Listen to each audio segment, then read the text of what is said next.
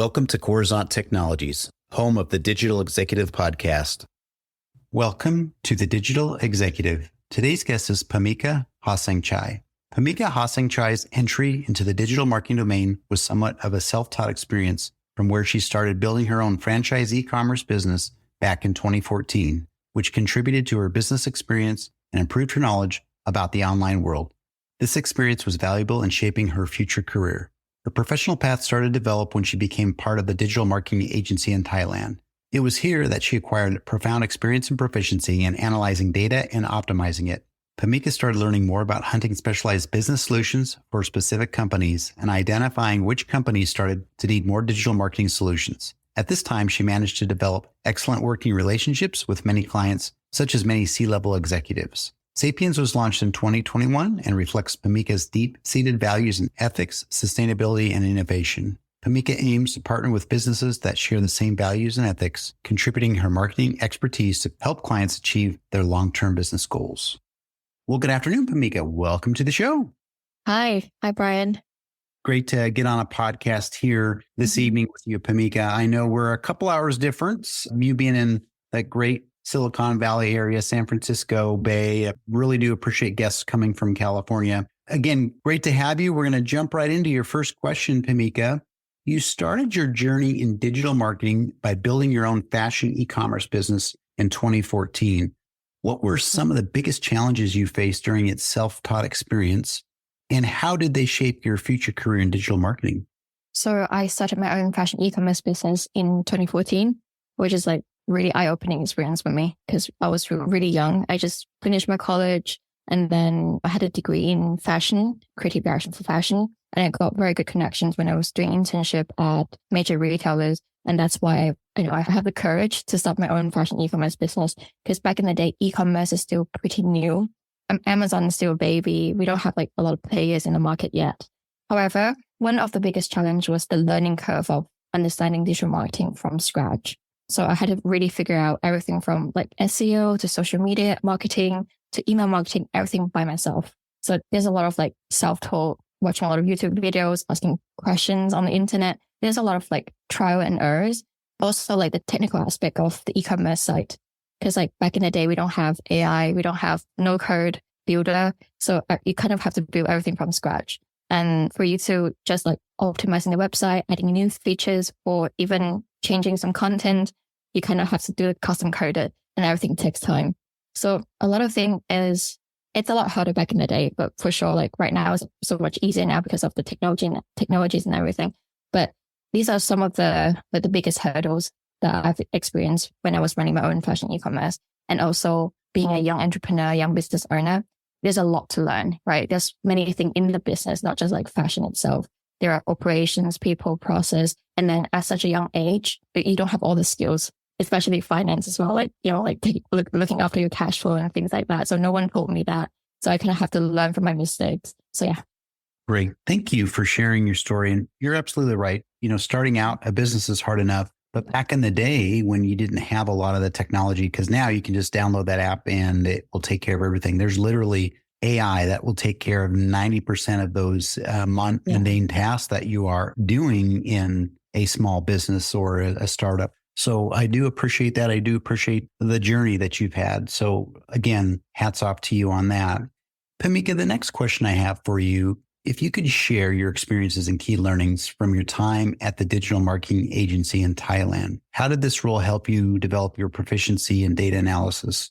Yeah. So after my fashion e-commerce, I went back to Thailand and I feel like, okay, I still have so much to learn. So I want to work with a agency just to kind of like advance my career path and then learn from the best. So I went back, I started from the ground. So I worked with a digital marketing agency that's for me was really transformative experience. I was exposed to a wide range of industries and each like industries are very unique. They have like unique marketing needs and challenges. So the diversity helped me refine my skills in data analysis and optimization because I need to work with business owner and C-levels clients. And then when they're looking at problems, they need like data decision making, right? They need to have data-driven decision making. So that's why I became like good in using analytic tools to track campaign performance, identify trends and automating strategies for my client. Yeah. That's awesome. Thank you for helping us understand how you came about to learning some of the things in obviously digital marketing by working at the agency, but you got more proficient over time, which opened that door for entrepreneurship. Pamika, you've managed to build excellent working relationships with many C-level executives. What strategies do you use to establish and maintain these high-level connections, and why are they important for business growth?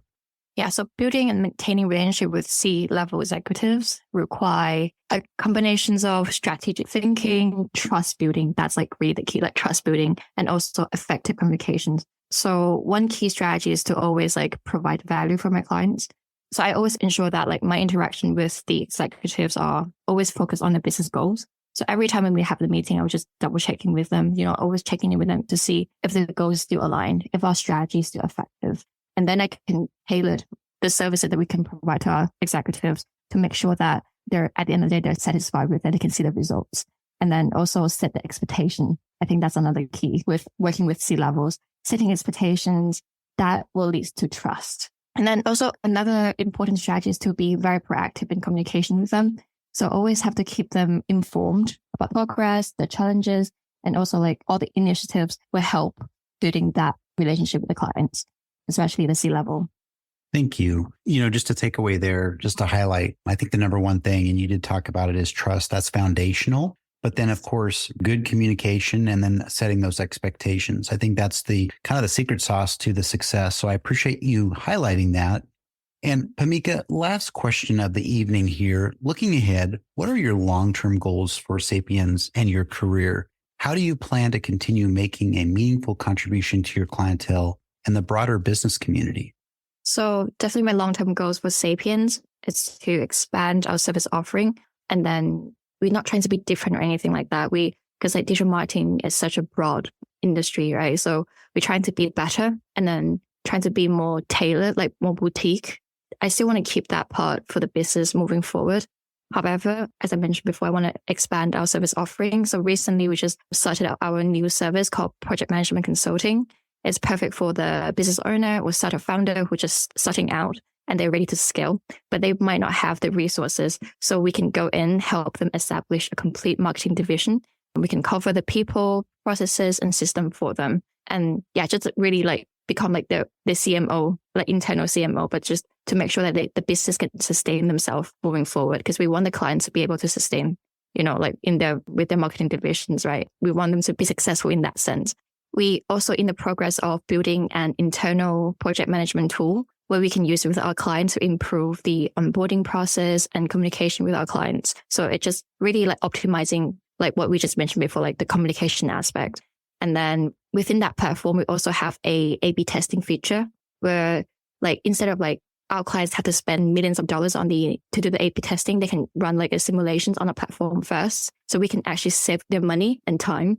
So what we're trying to do here is just really user-centric. We want to making sure that the services that we provide for our clients, we're actually helping them as well to make sure that we're cutting the cost, we're saving their time. Yeah, that's my long-term goal for Sapiens.